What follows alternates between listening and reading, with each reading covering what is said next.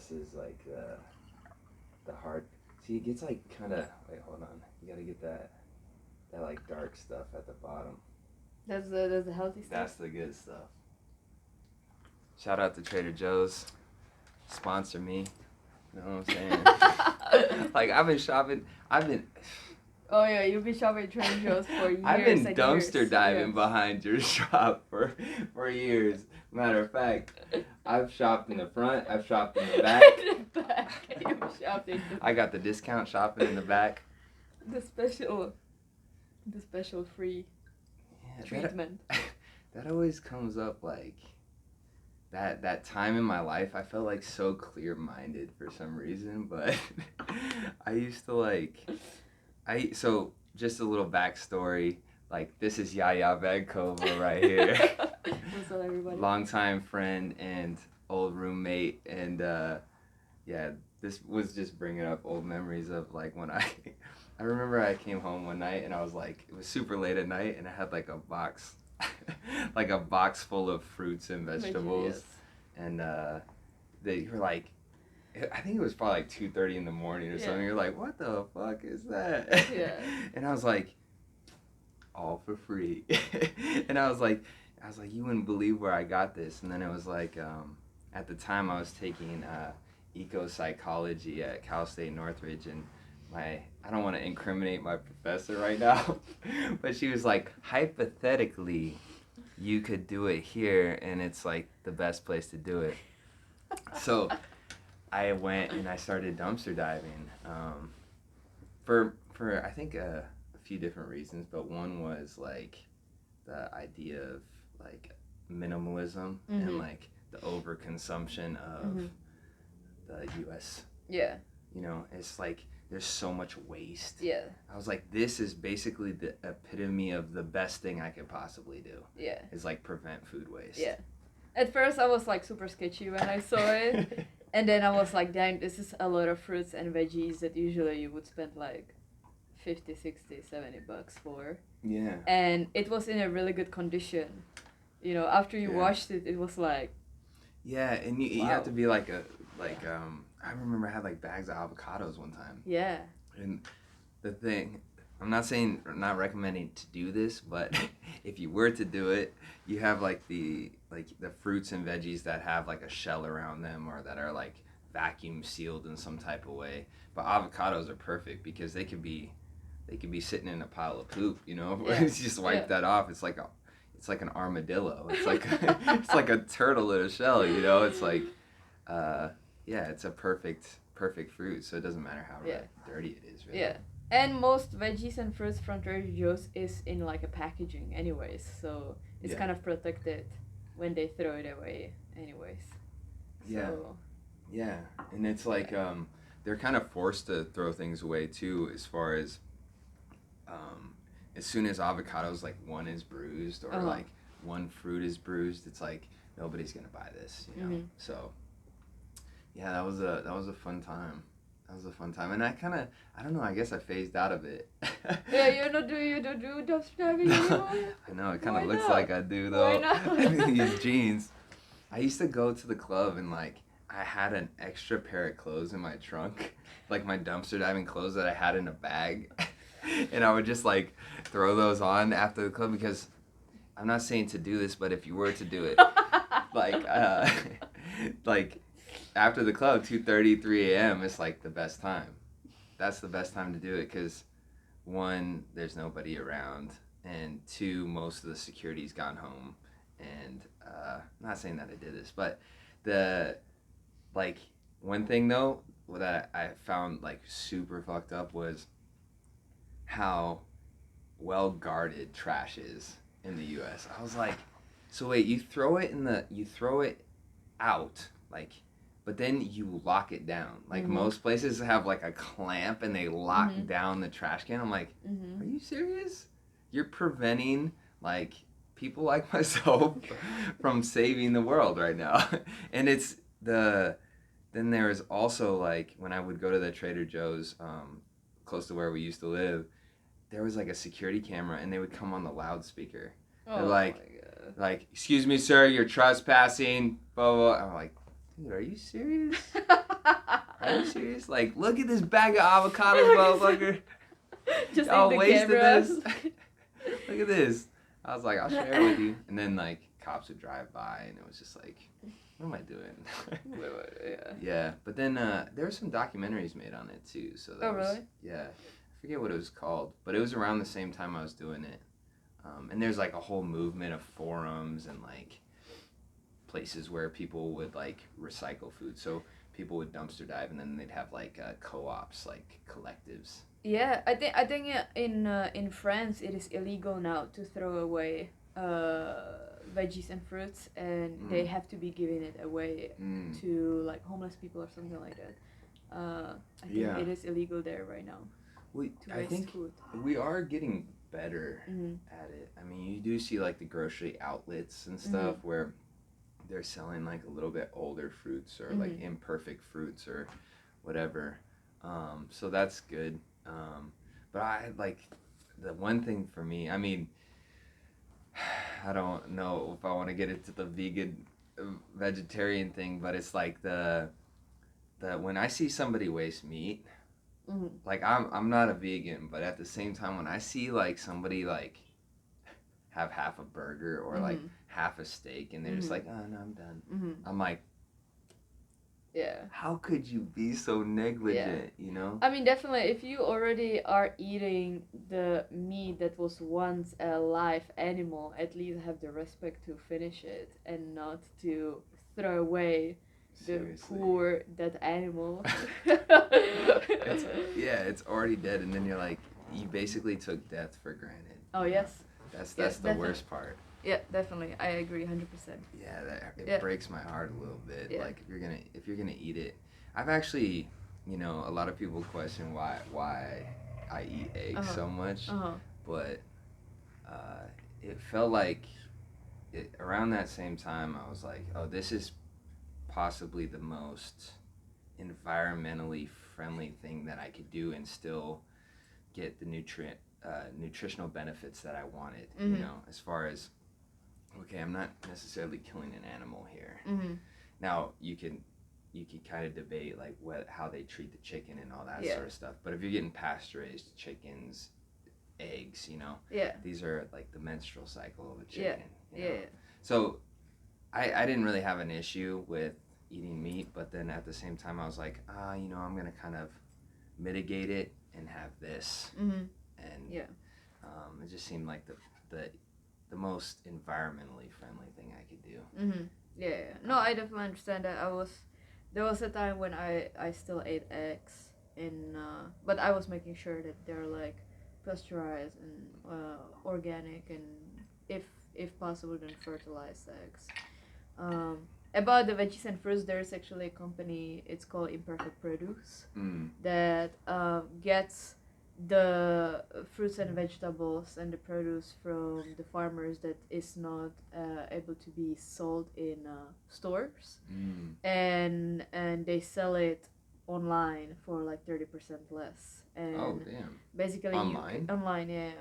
So you get the box delivered, and you can set up if you want it every week, every 2 weeks, every 3 weeks, once a month, and you can pick what you want in the box as well, and it's way cheaper, I have to say, and I get like a medium-sized box every 2 weeks. I pick all the veggies and fruits that I want in it, and they deliver to me. So you can like it's online like a damn, Yeah. and it's so you can choose what time of month you get it. Yeah. And it's imperfect. So are they getting it from like stores or are they getting it from So they're getting it from the farmers that the farmers are not able to give it to the store because it's either too big, too small, it's a weird shape, or it's like a little bit bruised or something like that.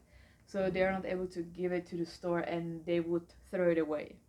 And instead there's this company that takes all this produce and then sells it. And to be really honest, like I've been getting produce from this company for the past year and never once I had something weird in the box or something that would like be molded or be bad or like even like, to be honest, it doesn't even seem a weird shape to me. It's just normal looking produce. I don't know why it cannot be in the store. It's not like a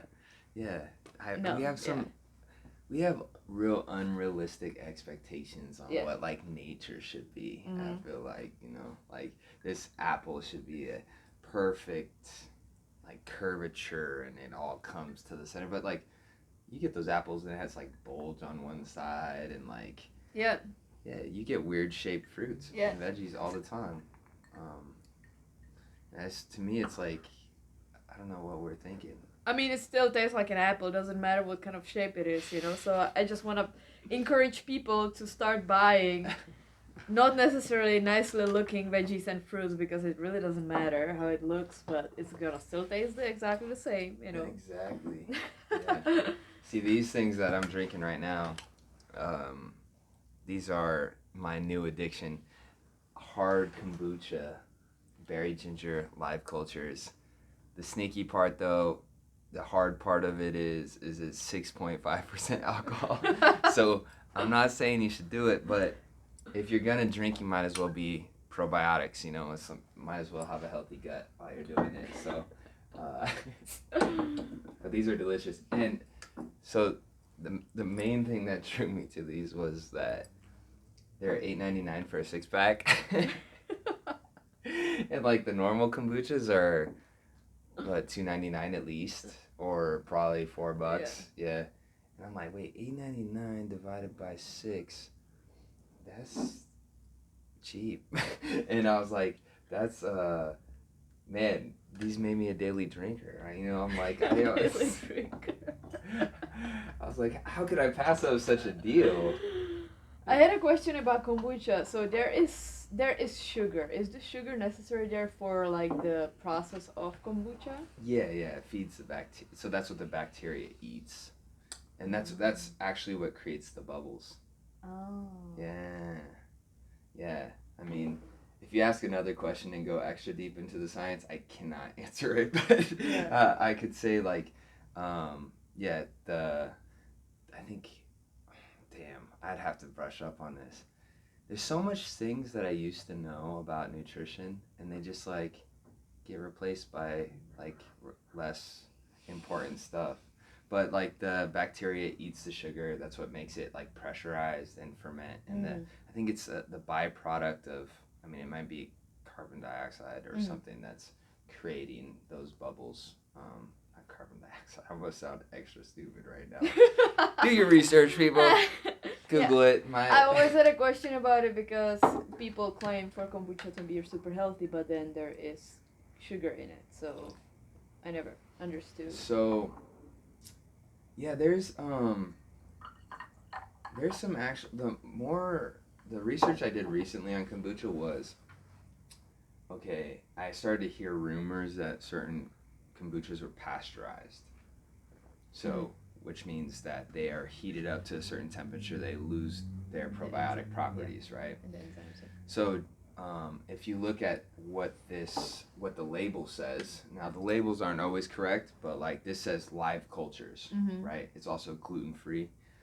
Live cultures means that, there are probiotics in here, but it does not say raw. So that doesn't mean it's naturally, like it doesn't have the natural fermentation from the air. It's probably like fortified with bacteria. So they actually put bacteria after they make the...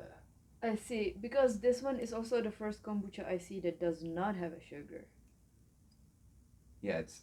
Oh, you mean added sugar? Yeah. Oh, I see. Every other kombucha... stevia. Yeah, every other kombucha says cane sugar. This is the first one that I see that does not have a sugar. Yeah, so that might mean it's just like... Actually just...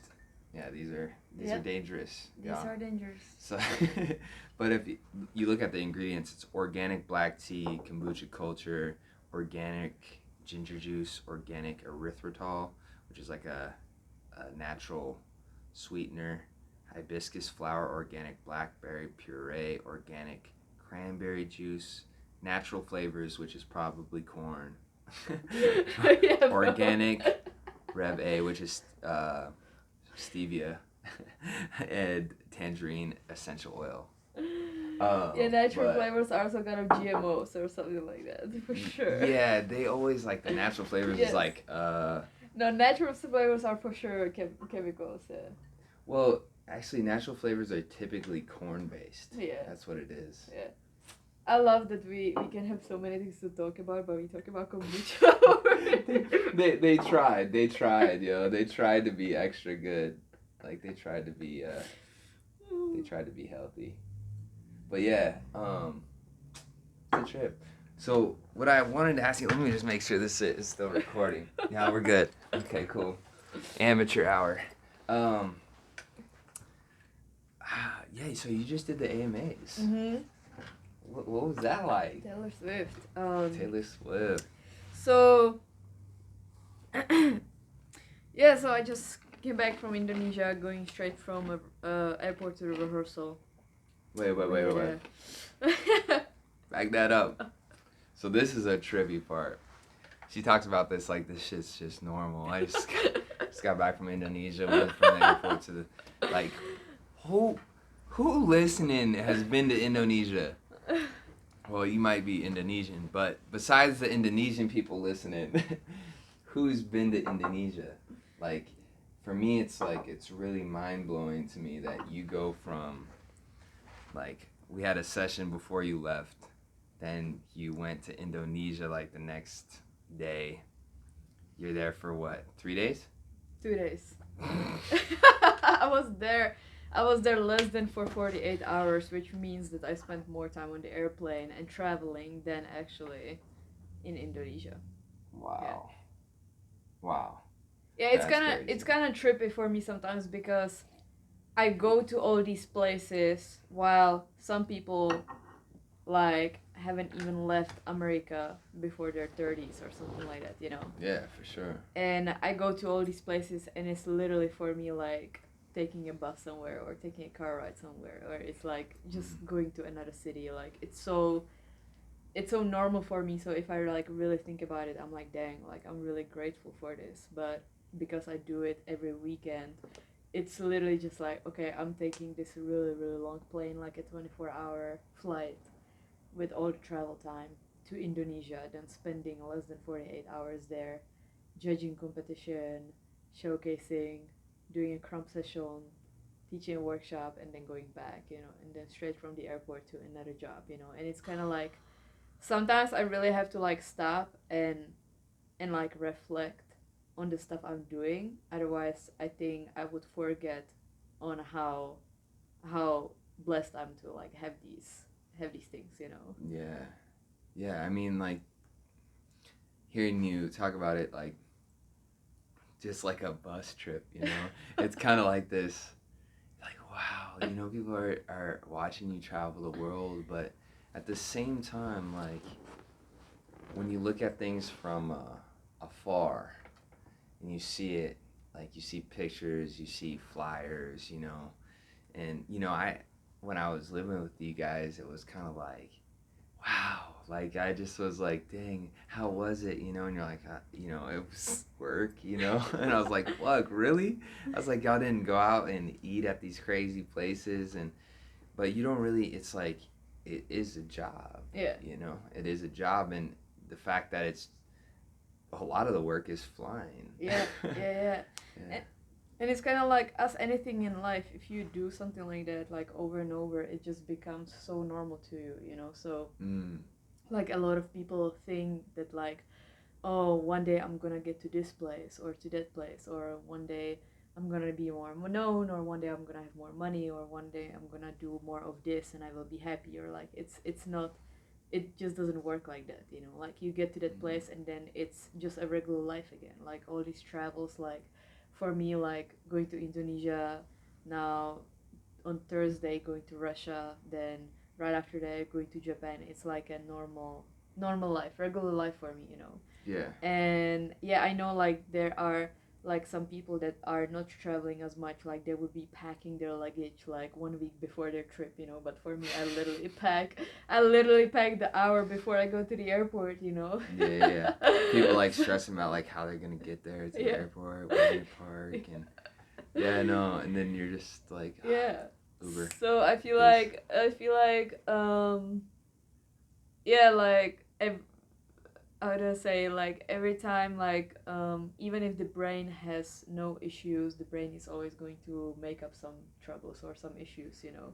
For sure. So because for me these travels are so normal, like I have like how do I say, I have like different kind of things that I deal with in life, you know. But yeah. Yeah, like the struggle is relative, Mm-hmm. you know. It doesn't matter how much money you have, Mm-hmm. or I think the thing that I struggle with sometimes is like the hunger, you know, like the hunger for more. Mm-hmm. And it doesn't really stop at Mm-hmm. any stage, you know. Yeah.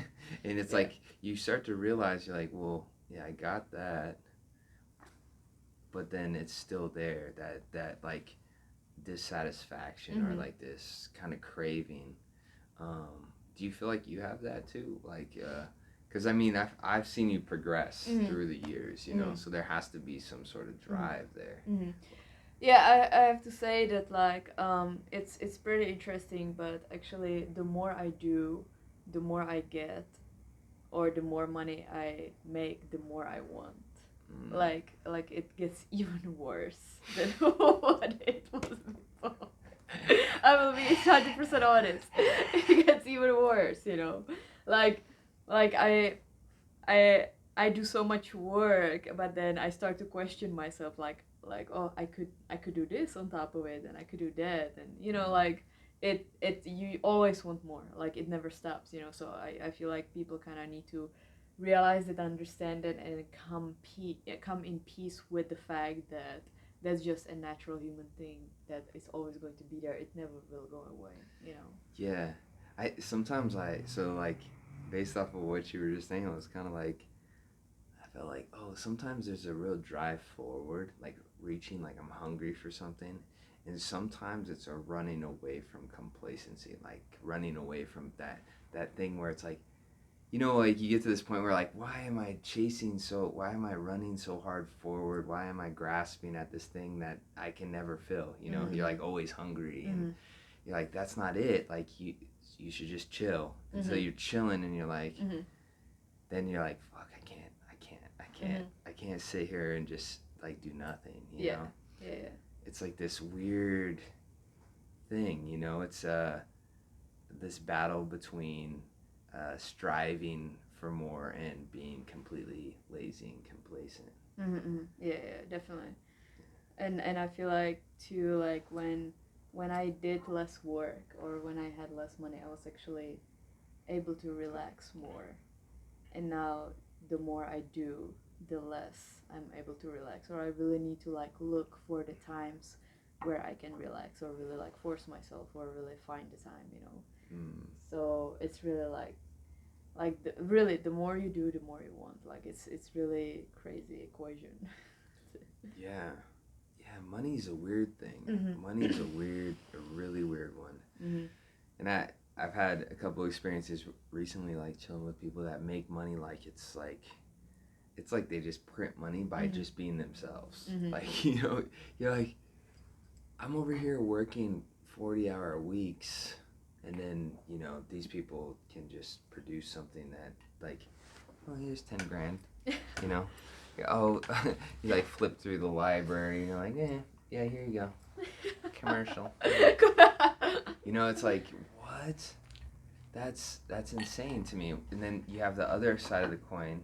I was talking with my friend about this, who I was staying with, and it's just this kind of, like, this discrepancy of, like, we have this one world that's just in this 9-to-5 machine, working, and it's nice and it's consistent and it's comfortable. And then you have this other side where people, you have these blessed few that just get paid for their brilliance. You know, I'm sure you know tons of people like that too, right? Right place, right time, right skills.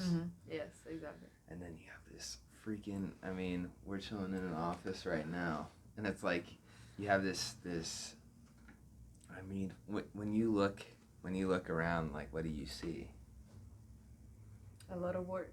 A lot of work, right? A lot of work. Like, that's a library right there, you know? Of what? Like, you know, like, I could walk into this room and I'd just be like, what is that? Like, yeah, well, I would just walk in and pass it up like, oh, that's a lot of paper, that's a lot of paper. Yeah. But, like, if you look at just one of those papers. Yeah. What the fuck is on? Exactly, There's thousands of papers right here. Yeah. It's mind-blowing to me. Yeah. It's crazy. Like, so how do you, like, have you ever had, like, an experience like this where you're working, like, a 9 to 5 or... So I never really worked 9 to 5, but actually, this reminds me of one part of my life where in the Czech Republic, in the educational system, when you go to high school, you can already decide that you do a preparation for a certain college. So your high school already has a certain focus, right? Mm. So I was in a high school that was focusing on law, like administration in law and being a lawyers, and you know, like the thing that we were mostly doing there was just learning about law stuff. You can see what you're exactly, missing. Yeah. See what you're missing right here. And as a part of our education, there was in those 4 years, we have 4 years of high school. In every year of high school, you had to get 2 to 3 weeks of practice. So you basically had to go out there to different law offices. And we had I believe we had like a list to offices where we can go to in our area where we lived, and we had to ask for work. So that was like kind of like a which is pretty cool, because it was kind of like they were teaching us like a certain responsibility, you know. Yeah. So I went out there. By my house there was a office for law. When I went where I went every year, and I asked for work there. And basically, instead of going to school for those 2 to 3 weeks, you go to the office and you are there working as an assistant for the lawyers. Yeah. And at the like time me. Yeah, and at the time you are like, when you're in high school, you're like 14 to 18, you know. So you're still really young, but you are there like dealing with a bunch of papers. And pretty much what I was doing there, I was either like dealing with papers or printing something, or like reading the papers, making sure that everything is correct, you know. And like making like how do you say it? Whatever, I don't know how to say it. Organizing the papers and stuff like that, right? So in high school, every year for 2 to 3 weeks, I did exactly this. You know? Yeah. I mean, sounds like what I do. But... Yeah. And it was not my favorite thing to do. I couldn't wait to get out of the office every day, you know. So. Yeah. And do you feel like that affected you at all now? I feel like it doesn't have a huge effect for me as right now in this time of life anymore, but I do feel like it is something that is very important and educational for the students, because it kind of teaches you the real life outside of school. And I do think that they could make it maybe a bigger part of the education, you know, that is like more than 2 to 3 weeks, you know, something a little bit longer or more, because you get pretty much what you are learning there is the experience instead of just like education in school, you know. Yeah. That's super important, like application. Yeah. And I mean, when I was in high school, I had zero experience of anything. You know, like I would learn things, but I wasn't even attaching it to my experience in the outside world. I had no way of like, you know, you're learning math and algebra, and you're like, why do I care about this? Or why do I care about history? How does this apply to me? And then for me, my education in high school was just like partying. Yeah. It's and then, you know, that I feel like the educational system in the U.S. is pretty messed up. They're not really. You have to be. I remember I left this one program that I was in. It was called Avid, and that was kind of the like what you're talking about. It's like you pick a path and you go that way, and they kind of groom you for it. But I don't know. I don't necessarily regret my high school experience at all, but that party kind of life is like kind of sucks a lot of people in Yeah, because you're not really Yeah. you don't know where you're going. Yeah. And then yeah, for me, I remember I went from like my freshman year in high school, I was like really studious and really religious at the time, and I like had straight A's, and then my sophomore year I like started to hang out with like who I considered the cool kids, you know, and they like took me under their wing, and we were like, I got like not my first kiss, but like kind of my first kiss, and then I was like, because I was like super religious growing up, you know, so then that like, but I was a skater, and then so I was like a rebel when I was young, and then I like went through like a really religious state, like I like met God and like had this really like which was a real interesting experience because it's all facilitated by this kind of like well, what I would consider an illusion that like this church, you know, like the church that I was coming up in, you know, you're like searching. I always had existential angst. Like I was always thinking about like what the meaning of all this, like what is the meaning of all this? What is life, you know? Like even when I was a little kid, I would dream and like think about, you know, what am I doing here? Is this a dream? From the like the earliest memories.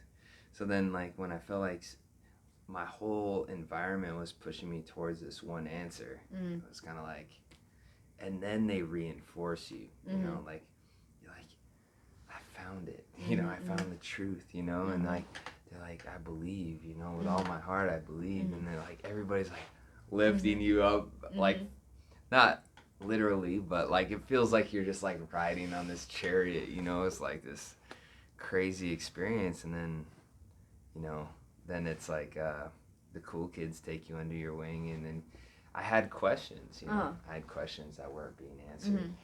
Yeah. You know, all this stuff that they would just say, oh well, because the Bible says. Yeah.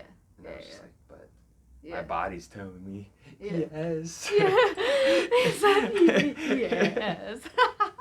It's like this teenage like thing, you know. You like got hormones. You can't think straight. You're like.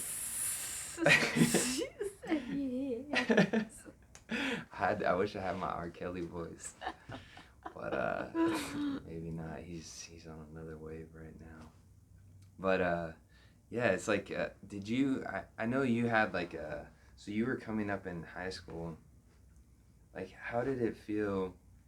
Your transition out of that, you know, you were like being a legal assistant basically, and then what was the next step? Like, how did you come to the U.S.? Like, when did that happen in your relationship? So when I went to high school, actually, I lived in a small town that is 2 hours away from Prague, and then I went to high school that was in Prague, because that was the only law preparation high school in the Czech Republic. And I think when I went to the high school, I just really liked the name of the high school. What was the sounded name? Well, it's like a law administration for the European Union, and it sounded really cool to me. So I was like, I'm going there, you know, like. Yeah, and because originally I wanted to, that's actually really interesting. Originally I wanted to go to an environmentalist high school, which is interesting because I'm into environment a lot right now, and I think it really comes from my dad, because he went to an environment high school and he's a lumberjack as well, so he's very much about the environment. But there was no environment high school in Prague, so that's why I went to the law one, and I went to Prague because of dancing. And in the Czech Republic, it's completely normal that when you are 14, you will move out of your house, and you either move to a high school campus where you live with other students. But I didn't want to do that, so I moved to an apartment. I had an actual apartment in Prague, so I lived there during the week. On the weekends, I came back home. And how old were you? I was 14. What? Yeah, that's normal in that's Prague? normal. That's normal in Czech Republic. Yeah. So my own apartment when I'm 14, like, oh my god. Yeah. I was paying rent and all of that when I was 14. Wow. Yeah. So I moved out. So I was in high school from 14 to 18, but right before my graduation, because my main thing in Prague was dance. So I was dancing in a crew. It was called Out of Bounds, which was a choreographic crew. But I was still freestyling on the side. It was like my own thing that I did, and I knew that I want to pursue dance. I didn't know how, because in the Czech Republic, dance cannot really be a career unless you do a lot of things. But you're still kind of suffering on the money part, because you cannot really make much money there with dance. So I was pursuing dance a lot, and I was pretty much going to school only like two to three times a week. And all my teachers knew that I'm dancing, and some of them kind of like look past it. Some of them didn't, you know. I still like you at the end of the year you get marks for your behavior, and I always got lower marks because I was missing so many hours of the education, right? This is when you're 14, right? Yeah. So my mom was always super supportive, so my mom was always like, so what, you're gonna get lower marks for your behavior, whatever, you know, just because you are missing hours. But in reality, I had really good marks on all the tests because I was just able to remember all the material that I needed for the test. So I was getting good marks in my education. I just had a bad marks in my behavior because I wasn't there, you know. And so right before my graduation, and this was I think 4 to 5 months before the graduation. I actually, so this was in the summer of 2010. I met Philip Žbíb at Street Dance Camp in the Czech Republic, and I took his class there, and I was battling there in hip hop and popping. So he saw me taking class there, and he saw me battling there. And 1 month later, he came again to hip hop meeting. He was teaching there, and he saw me there again because I was teaching at hip hop meeting as well. It was an event in the Czech Republic. And he saw me there showcasing my choreography work. He saw me there teaching, and he saw me there like kind of like in the leadership kind of position. So you were teaching in, this is like when you're 17 or? Yes, I was 17 at the time. 18. Yeah. And then I told him at hip hop meeting, I had a talk with him, and I was like, hey, I'm coming to LA. That was like, the hip hop meeting was in August 2010, and was coming to LA in October. You could speak that much English? A little bit, just a little bit. I had my friends helping me. Yeah. So I was talking to Philip Žbíb at hip hop meeting, and I told him, I was like, hey, I'm coming to LA in October. Are you teaching any classes there? And he was like, no. And then our conversation finished right there. I was like, whatever, okay. So I went to LA. This is a really cool story, but it's long, but I'm trying to make it short. No, but got time. It's a really cool story, right? I don't think I even I never told the whole story to Philip. Tell the whole story. Yeah. Tell the whole story. We got play. Okay. I think I got memory. Still recording, right? Okay, we good. Yeah, the mic's working. We're straight. So I never even told this whole story to Philip, right? He's pretty crazy. I don't know why I never told him. So I come to LA in October for 5 weeks. I told my school, I was like, I'm coming to LA to train in dance. They allow me to go as long as I catch up on all the studies afterwards. Cool. In the middle of the 5 weeks, my teacher from the Czech Republic, well, he's leading a crew in the Czech Republic, but he's from Brazil. But he lives in Czech Republic, whatever. He comes to LA and he meets up with Philip. And Philip told him that he wants to do a collaboration video with me. But I don't have a phone, right? I'm in LA without a phone, you know, at the time. No social media, Instagram didn't exist, 2010, you know. right? 2010, we don't need phones, you know. Yeah. So So when my teacher, his name is Alan, when my teacher came back, he said Philip is going to call you to the hotel. I was like, oh fuck, okay.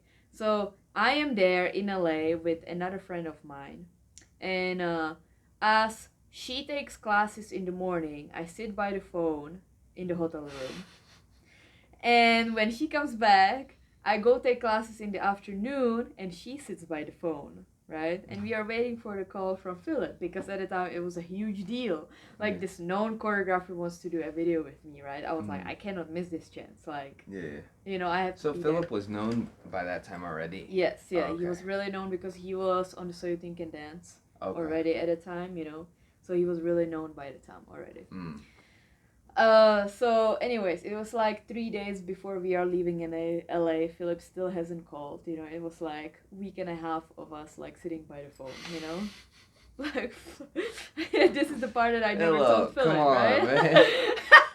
Man. Damn. So 3 weeks 3 days before I leave LA, he finally calls, right?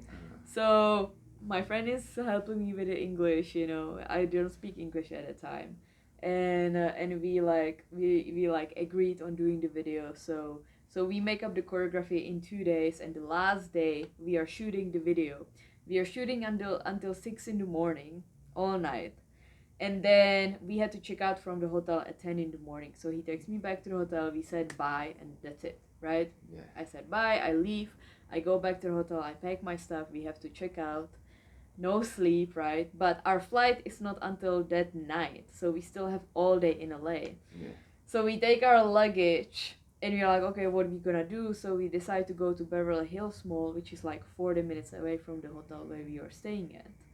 And we're like, yeah, let's just go there and let's just walk around the mall. So we get to the mall, we leave our luggages in like the locker room somewhere, whatever. And we are just walking around. And out of nowhere, we see Philip and Moon shooting pickup shots for the video at the mall. Oh, that's perfect. At the same mall, right? And I'm like, what the fuck? Like, this is crazy, right? So we come up to them, we're like, hey, hi, what's up, blah, blah. And Philip, right when he sees me, he's like, oh, by the way, I forgot to ask you if you want to be a part of IME crew and join America's Business Crew with us. And I'm like, I don't even think. By the way, I forgot to ask you. Yeah, by the way, I forgot to ask you, right? Dang. And right away, I'm like, yes. Like, I don't even think about it. I'm like, yes, you know? Yeah. And yeah, at the time, like, again, like, I'm like, yes, I'm gonna go back home. I'm gonna figure out my school visa and stuff like that and come back. And I'm supposed to come back in like 2 or 3 months, you know? So yeah, and then later in life, Philip told me that if he didn't meet me at the mall, he would never ask me to be a part of the crew because he had no contact on me. Whoa. Yeah. That's crazy. Yeah. The alignment of that? Yeah. The timing? Yeah. Oh, wow. Yeah. So that was like in October 2010. I came back home and I didn't even go back to school anymore. I was like, I'm not gonna have no plan B. I'm not coming back to school. I went to school with like a bucket of flowers and a chocolates to give to my teacher. I'm like, I'm sorry, I'm leaving. Uh-huh. And 2 months later, in December, I moved to Houston. I went there without visa. I didn't get the visa in the Czech Republic. Oh shit. Yeah. So I went there and I told Phil, I was like, yeah, by the way, I didn't get the visa. So I'm here without a visa. I had a return ticket that I never took the flight back to Czech Republic, and it just worked out. Yeah. Yeah, I don't even know how that works. Yeah. I don't even know how that works. Yeah. You know, I heard it's harder now. Like, right? It's yeah. more strict. Oh yeah, 100%. Actually, it was crazy because me and my friend Effie from the Czech Republic, we just had a meeting with our lawyer like 2 weeks ago, and with Trump with the office to get the visa right now is absolutely insane. Like the stuff that he was talking about, I didn't have to deal with at the time when I was getting visa. fortunately at that time when I was getting visa, actually, when we did the casting for America's Best Dance Crew, we casted for the show, we got on the show, but they said that they're not gonna get me a visa. So they already, so my crew was already thinking about, I and me was already thinking about replacement. So it was actually supposed to be Ai Hasegawa, which is, she's a wife of Sean Evaristo right now. She was supposed to be the one replacing me on IME crew. And then 1 week before the show, Philip was like, no, fuck it, I'm just gonna tell them that IME is not entering without Yaya. So he told them, and right away they said like, okay, we're gonna get her visa. Wow. Yeah, so they got me artist visa only for the show. So right when the show finished, I didn't have a visa again. But at that time, I mean, it was still really, really hard to get a work visa, but it's nothing compared to what it is like now. Yeah. Now it's like, yeah, I jumped through a lot of hoops. Yeah. Like, how much does a visa cost? I mean, I remember you mentioning. Well, I think at the time when I was living with you, it was like green card, right? Yeah, yeah. That was like another price. Yeah, that's but, another like, price, yeah. But visa itself Yeah. now is probably, it's got to be a few $1,000s. So the O1 work visa, you can get it up to 3 years, but you have to prove that you have work for the whole 3 years, which most people don't prove it. So I had work visa for 3 years first, then 1 year, because I didn't get approved for more years, and every time I paid $5,000. So $5,000 for every work visa, and then green card. After that, it was $14,000. Yeah, like I have a lot of friends that, you know, like a lot of people come to visit LA. Yeah. You know, for the skill and for the exposure and all that sort of stuff. So I meet all these people and they want visas, you know, but like I'm like, I don't know anything about that world, but so it's like you get a work visa, and then if it doesn't, like if you don't prove that you've worked that, you have to apply for another work visa. Is that how it works? So you get a work visa for a certain time. Usually it's 1 year, 2 years, or 3 years, and you do have to prove that you have work on a deal memo. It's called deal memo, where you have to write down and prove that you have work for the time that you are here. And then after that 1 or 2 or 3 years, you have the work visa. You have to apply for a renewal, and again you have to prove that you have work, basically. So the hard part is that when you have the O1 work visa, you can only work in dance. You cannot go to Starbucks and work at Starbucks. So you have to prove you have a dance work. Dang. Right? So it's an all or nothing type deal. Yes, exactly. Wow. So even if I like, that's crazy. if I wasn't making money with dance, which I was lucky enough to have work with dance, but if I wasn't making enough money with dance, then I could not go and make money any other way. Yeah. Yeah, that's why I could never have like a 9-to-5 job. And yeah, there were times when I was struggling, but I could never have a 9-to-5 job. I always had to push for the dancing part because I wasn't able to work as a non-dancer.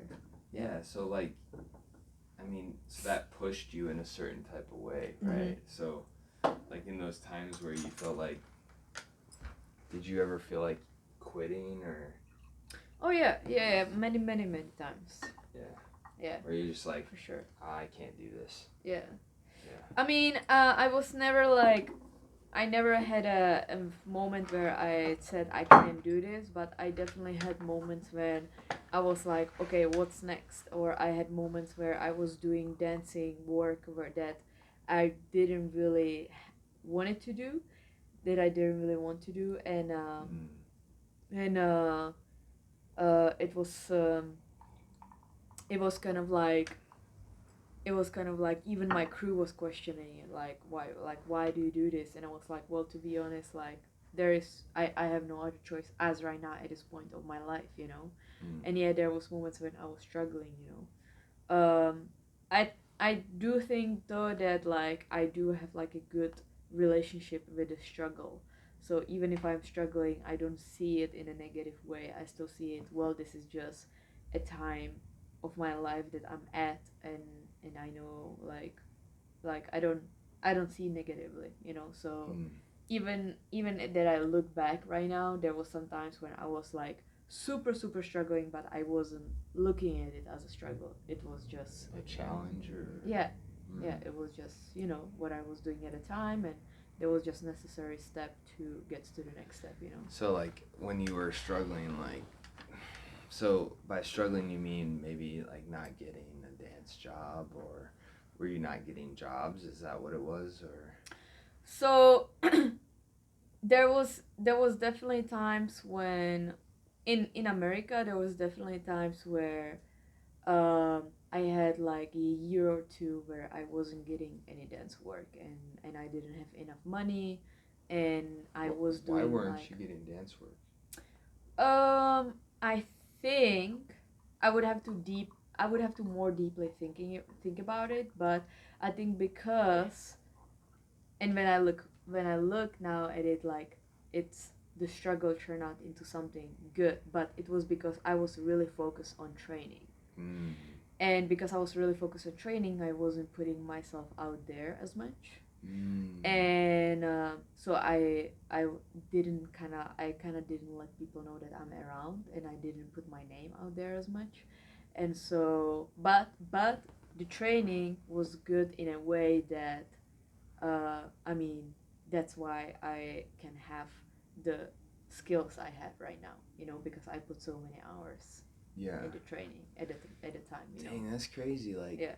it. I always felt like that is kind of how it goes though. Like when I'm training, I'm isolated. You Mhm. know, I don't feel like I'm putting myself out Mhm. there at all, Mhm. and it's a really tough balance to have Mhm. because when you say like not putting yourself out there, like how would you shift from training to putting yourself out there?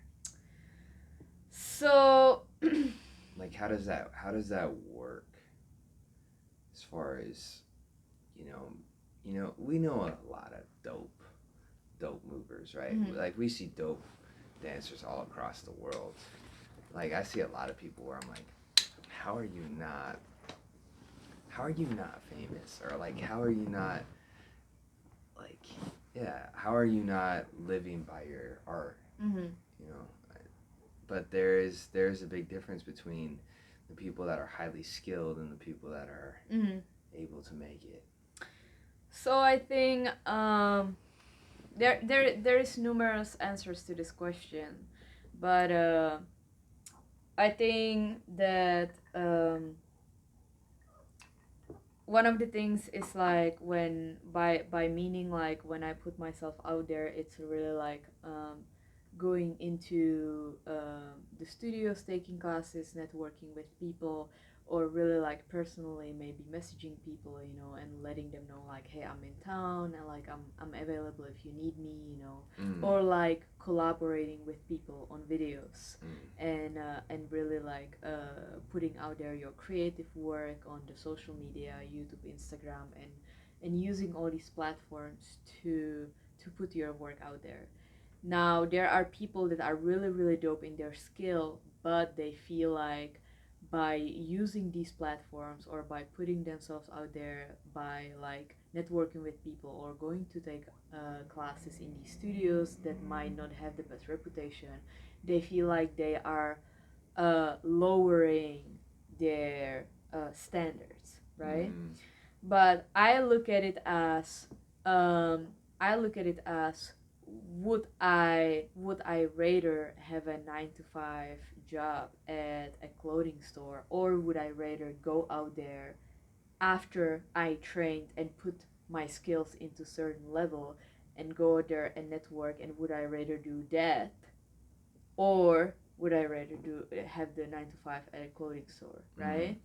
So my answer is always like, yeah, I would rather go out there and network and take these classes or do some jobs. For example, I am not a huge fan of jobs where I am promoting brands, right? But I know that it is sometimes necessary to make the money, and it is kind of like, again, it is kind of like, would I rather do this 9 to 5 job, or would I rather make a dance video with a brand? Yeah, of course I would rather make a dance video with a brand and make money still with dance, you know. Yeah. Or sometimes I teach at these conventions where there are kids that don't necessarily have the skills or are put in the dance class by their parents and they don't necessarily want to be there.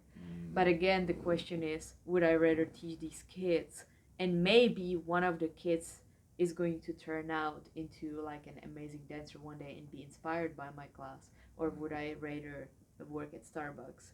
My answer is like 100%. I would rather teach at this convention, you know. So a lot of these really skilled dancers have the kind of mindset that they don't want to teach at these conventions or don't want to work for these brands and don't want to do this dance work that is not necessarily fulfilling them. But then at the same time they are complaining when they have to have this 9 to 5 job, you know. So there has to be some kind of compromise, and the compromise for me is like, yeah, sometimes I get to do dance work that I don't necessarily want, but I would still take that over any kind of 9 to 5 job because I still get to train, I still get to dance, I still get to have fun and share my energy with good people around, you know, and vibe with people. So I still get to travel. So yeah, of course not everything is going to be perfect and 100% the way we want in our life, and this is something that we need to like uh, understand, you know. And I feel like a lot of especially freestylers do not understand this, for sure, you know. I think like the underground, I mean, you know the underground as well as I, but it's like there's a certain, it's almost like religious in a sense, you know, as far as the ideology, the ability or the attempt to keep it pure. Like this is the raw, this is the pureness, like, and for me that's kind of like that's not, I think that's an individual thing, but I don't think it's a cultural thing necessarily. I think we have to approach it on a like a situation by situation basis. It's not like, oh, all industry is bad and you know all commercial shit is bad. It's like, I think we have to try and understand what we like to do with dance. Yeah. And for me, that's been a big learning experience this whole entire time that I've been dancing. I never thought I'd make $1 from dance, you know. That's not why, it's probably why none of us started. But then it's like, do I like, what do I like about dance? Is it the experience of dance? For me, I think part of it is like, half the thing I like about dance is like what you said, is kind of the people that come with it, you know. And so for me, you know, certain environments breed a different type of person or attract a different type of person, you know. So some stuff I'm just like, yeah, this isn't really my people, you know. And for me, most of it is like just being able to have conversations, you know. Like I'll get down, like part of me just wanted to be good so I could be heard. I don't know if you've ever felt like that, but I always was like, you know what, I've been saying I was just as educated. I was probably more educated a few years ago. Like I could remember actual shit that I could recite, but when it comes down to it, I've been saying the same stuff, but now for some reason some people listen, you know. A lot of people watching this video probably don't know who I am, but as far as like I had some sort of validation or some sort of thing where people like, okay, he's what he's about, like he practices what he preaches, you know. And so I was like, but at the same time, that's why I try and listen to everybody that comes up to me, as far as even beginners. I'm like, just because they're not good at movement doesn't mean they don't have something to offer, like as far as intelligence or something, you know. Exactly.